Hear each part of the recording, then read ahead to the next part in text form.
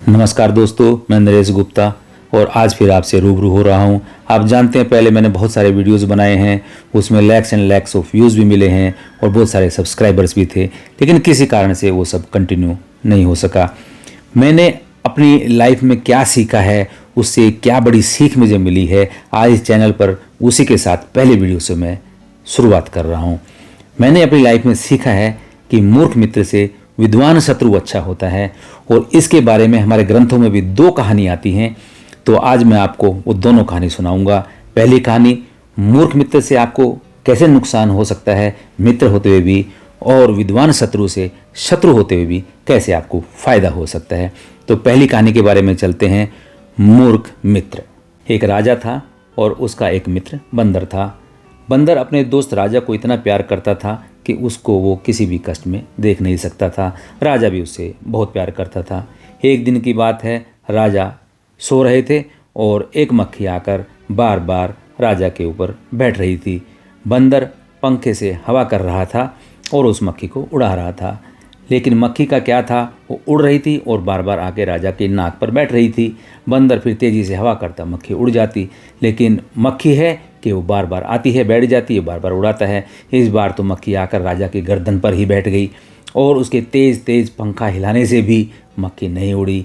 इतना देखते ही बंदर को गुस्सा आ गया। बंदर दौड़ा, उसने दीवार से मियान से तलवार निकाली और मक्खी के ऊपर वार किया। मक्खी तो उड़ गई, लेकिन इस वार से राजा की गर्दन कट गई। तो मित्र होते हुए भी, क्योंकि वो मूर्ख था, उसको ये नहीं मालूम था कि मैं अगर तलवार चलाऊंगा मक्खी उड़ सकती है और तलवार से राजा की गर्दन कट सकती है, इसलिए राजा की हत्या हो गई, राजा की मृत्यु हो गई। इसीलिए कहते हैं कि मूर्ख मित्र का साथ आपको नुकसानदेह हो सकता है। दोस्तों, अब बात करते हैं विद्वान शत्रु के बारे में। अगर शत्रु विद्वान है तो भी उससे आपको फ़ायदा हो सकता है। यही मैं आपको ग्रंथों में से एक कहानी सुनाता हूँ। एक व्यापारी व्यापार करने के लिए जंगल से पार हो रहा था। तो पुराने ज़माने में जो आपके पास असरफी वगैरह होती थी तो आप खुले नहीं ले जा सकते थे, क्योंकि जंगल में चोर डाकू वगैरह रहते थे। उस व्यापारी ने अपनी असरफियाँ अपना स्किन काट के उसके अंदर रख के स्किन को सिल के अंदर छुपा रखी थी। जब वो जंगल पार कर रहा था तो एक चोर ने उस व्यापारी को देख लिया और चोर धीरे धीरे उसके साथ चलने लगा। चोर ने सोचा, अगर मैं इस व्यापारी के साथ दोस्ती बना लूं तो रास्ते में कहीं भी इसको मैं मार दूंगा और लूट लूंगा। चोर ने व्यापारी से कहा, मित्र मैं भी उसी तरफ जा रहा हूँ, क्या मैं आपके साथ चल सकता हूँ? व्यापारी ने हाँ कर दी और फिर दोनों में दोस्ती हो गई। दोनों साथ साथ चलने लगे, खाने पीने लगे, रहने लगे। इसी दौरान दोनों एक पेड़ के नीचे आराम कर रहे थे। तभी डाकुओं की एक टोली पास से गुजरी। डाकुओं की टोली के पास एक तोता था। जो तोता ये बता देता था कि किसी के पास धन है क्या। तोते ने चिल्ला के कहा, इनके पास धन है, इनके पास धन है। तो डाकू उन दोनों के पास आकर रुक गए। डाकुओं ने कहा, देखो हमारे तोते ने बताया है कि आप लोगों के पास धन है, वो धन हमें दे दो, हम आपको जाने देंगे, नहीं तो आपकी खाल उधेड़ के भी हम पैसे निकाल लेंगे।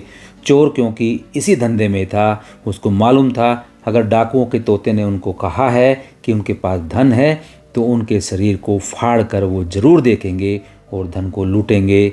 इतने में चोर का दिमाग चल पड़ता है, अगर उन्होंने पहले इस व्यापारी का शरीर काटा तो उनको धन मिलेगा और निश्चित रूप से वो मुझे भी मार देंगे। चोर सोचने लगा, अगर मैं अपने अंतिम समय में भी कोई अच्छा काम कर देता हूँ तो इसका पुण्य मुझे अवश्य मिलेगा।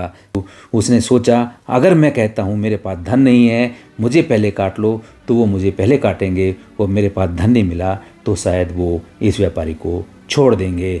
चोर ने कहा, देखो डाकू भाई, आपका जो तोता है वो झूठ बोल रहा है, हमारे पास कोई पैसा नहीं है। अगर आपको मेरी बात का विश्वास नहीं होता है तो पहले आप मेरा शरीर काट कर देख लीजिए। चोर ने कहा, ठीक है, इसकी इच्छा ज़्यादा है तो पहले इसी का काटो। उसके साथियों ने उसके शरीर का एक एक अंग उधेड़ डाला, लेकिन कहीं कुछ भी नहीं मिला। अब डाकू को लगा कि यार ये तो बहुत गलत हो गया, तोता झूठ बोल रहा है, इसके पास तो कुछ भी नहीं मिला। फिर उसने व्यापारी को कहा, अरे यार ये तोता झूठ बोल रहा है, जाओ तुम भाग जाओ। और गुस्से में आके उसने तलवार से तोते की गर्दन काट दी। तो इससे भी हमें सीख मिलती है कि विद्वान अगर शत्रु है तो भी आपका फ़ायदा हो सकता है। तो दोस्तों, ये दोनों कहानी मैंने आपको इसलिए सुनाई कि कि कोशिश कीजिए आपके जीवन में कोई मूर्ख मित्र ना हो। शत्रु अगर विद्वान है तो भी मूर्ख मित्र इतना हानिकारक नहीं हो सकता।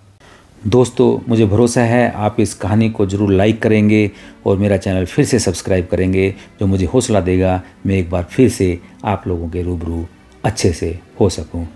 Thank you very much.